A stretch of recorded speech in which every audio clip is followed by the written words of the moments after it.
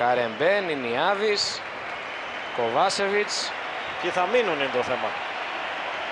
Θα μείνει Παπαδόπουλος. Είχαμε να επιλέξουμε 2-3 αν τους είχαμε τώρα στην τωρινή ομάδα του Ολυμπιακού. Ασφαλώς μια μεικτή τέτοιο ομάδα. Θα έλεγα σε έναν βαθμό ότι είναι αυτονόητο βέβαια αυτό. Και έτσι, βέβαια, δηλαδή... βέβαια είναι αυτονόητο αυτό ότι ο σύλλογος πρέπει να δουλεύει και σε υψηλό επίπεδο σε αυτούς τους τομείς. Άλλωστε, βλέποντας ως παράδειγμα και την κορυφαία ομάδα του πλανήτη, την Μπαρτσελώνα, η οποία έχει στην 11η της 8 παίκτες από την Ακαδημία της. Και δεν είναι μοναδική. Εντάξει, δεν είναι εύκολο να φτάσει σε αυτό το επίπεδο. Όχι, γρήγορα. Ναι, αλλά εγώ θα πω αλλά και να υπάρχει τουλάχιστον η φιλοσοφία. Θα πω και κάτι άλλο. Ναι, το κάνει η Μπαρσελόνα. Το έχει κάνει και ο Άγιαξ.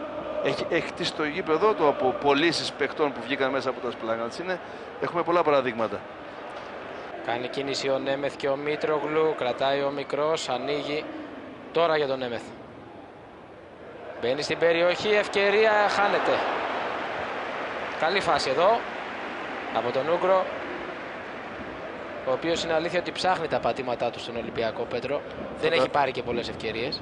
Θα τα βρει. Όταν μια ομάδα κάνει πρωταθλητισμό και προσπαθεί να βρει σχηματισμό μέσα στο γήπεδο που να... Ωραία ο Γκαλίτσιος στην περιοχή, το γύρισμα, ο Νέμεθ, κόντρα και κόρνερ. Ωραία φάση οργανωμένη από τους επίλεκτους του Ολυμπιακού.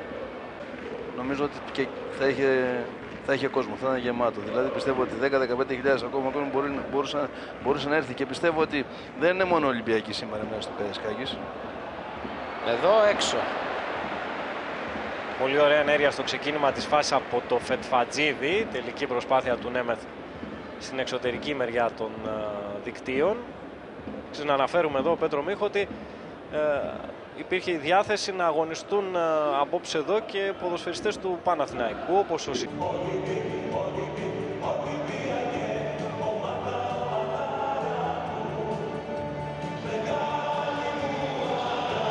Με τα δύο γκολ του Σαπίντο έχει μειώσει ο Κώστας Μήτρογλου. Γκαλίτσιος. Από την άλλη πλευρά βέβαια έχουν γίνει αλλαγές.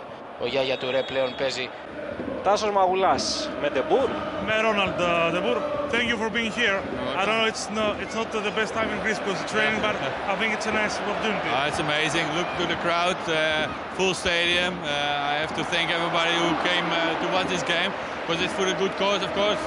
The match against poverty, and to see the stars like Zidane and Ronaldo and me, of course, but some other great stars, and it's great to see them.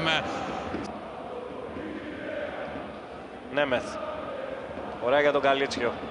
Ο Γιωβάνι Σίλβα ντε Ολιβέιρα θα ήθελε πολύ να είναι εδώ. Αγαπήθηκε ιδιαίτερα από τον κόσμο του Ολυμπιακού.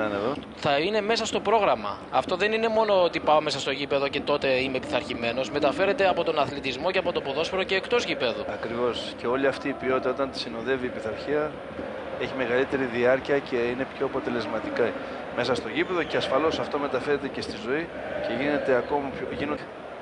Βάντερσον, Πάντελιτς, Παπαδόπουλος, ένας νεαρός Φέρερπης γκολκίπερ, πολύ καλός. Πάμε γρήγορα στον Τάσο Μαγουλά, γιατί εμείς...